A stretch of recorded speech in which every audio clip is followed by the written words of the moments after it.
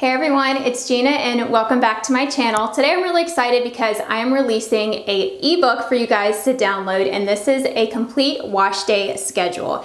You will get to see what my typical full month of curly hair routines look like. If you are just getting started with your naturally curly hair and you struggle with understanding when to clarify and when to co-wash and when to just do a gentle cleanse and when to deep condition and when to work in protein and moisture, all of the above, this will outline it in a visual calendar view for you.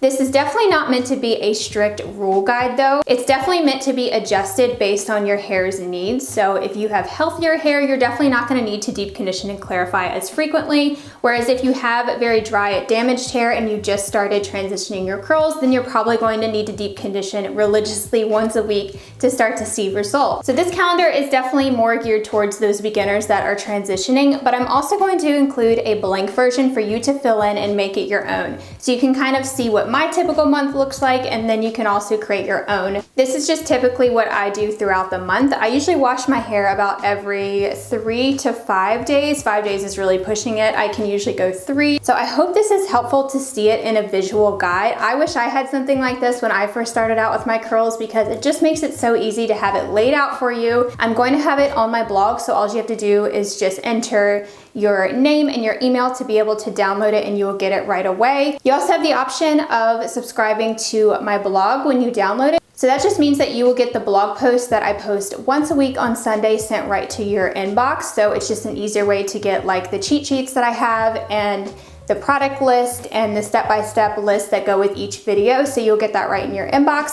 And again, I only post once a week usually, so that's the max that you will receive an email is just once a week. So there are a couple of videos that I already have on my channel that really go well with this wash day guide. And the last one that I did was all about how to clarify and co-wash and how to shampoo your hair. So I recommend checking that video out to go along with this guide so you can actually see how to do each different wash day in action. So I wanted to walk you through a sample of what the wash day calendar looks like. This is the start of the month on week 1. So if you were transitioning your hair, this would be a good place to start as a good reset. So on day 1, you would do a clarifying shampoo, use a really moisturizing deep conditioner, and then follow up with your styling products. I don't go into a whole lot of detail about the styling products here because this is mainly focused on the wash and condition process. So that's why I just list out some optional styling products here.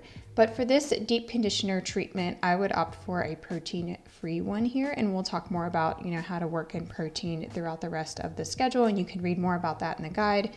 But for this one, I just have a basic moisturizing deep conditioner. Then for the following 3 days, I list off refreshing. You could definitely skip refreshing. You don't have to refresh every single day, but most usually do have to refresh in between washes just to prolong their wash days. So for refreshing, I usually just add a little bit of water where needed. I try and not completely soak my hair, but it depends on how tangled that it is. Then I usually follow up with adding a little bit of the same styling products that I used on wash day. You can also use different refreshing products, so that's totally up to you, but I usually just dilute some of the products I used on wash day in my hand with some water and then apply a little bit more to add some hold and diffuse.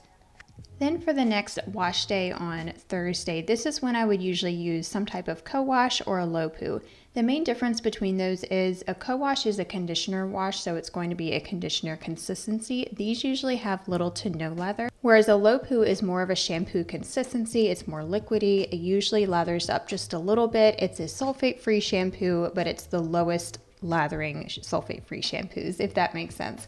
I usually do follow up with a conditioner when I use a low poo. I don't always use one after a co-wash. It just depends on how moisturizing that co-wash is. And then follow up with your regular styling products.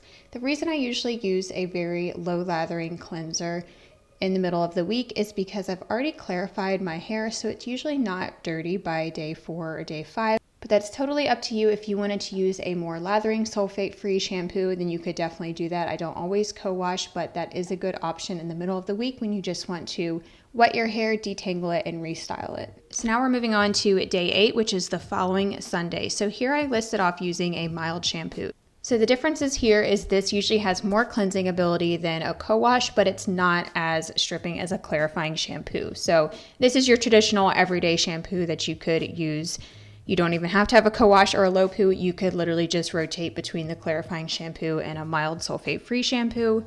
But I listed this here because it has been 7 days since I last clarified, so I usually do still have to rewash and restyle my hair, especially after just using a co-wash midweek. Co-washes don't always clean the hair, so I can't usually go as long in between washes after using a co-wash. I can usually just make it another 2 or 3 days and then it's time for another shampoo.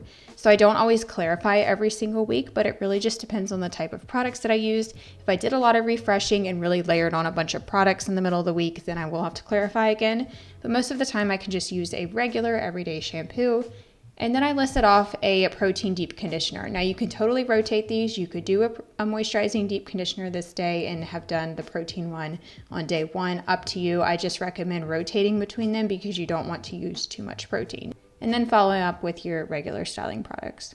So on the following page of the document, I do go into detail about the differences between protein and moisture, and we talk about the different types of cleansers and refreshing, so you can check out the document if you want to read more about that. But I have covered protein overload in another video. I recommend checking that out as well.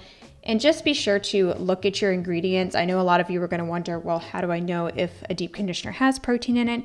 Read the ingredients and look for the word protein, and that will tell you if there's protein ingredients in there because you don't want to overdo it with those. So that is it for this video. I just wanted to unveil the wash day schedule. If you have any other requests for more PDFs like this, definitely let me know in the comments down below. Again, the link to download it will be in the description box. And if you have not already subscribed to this channel, I would love to have you join my YouTube family. We cover all things naturally curly hair, and I break it down in simple, easy to follow steps for anyone to achieve healthy hair. So thank you all so much for watching, and I'll talk to you next week. Bye everyone.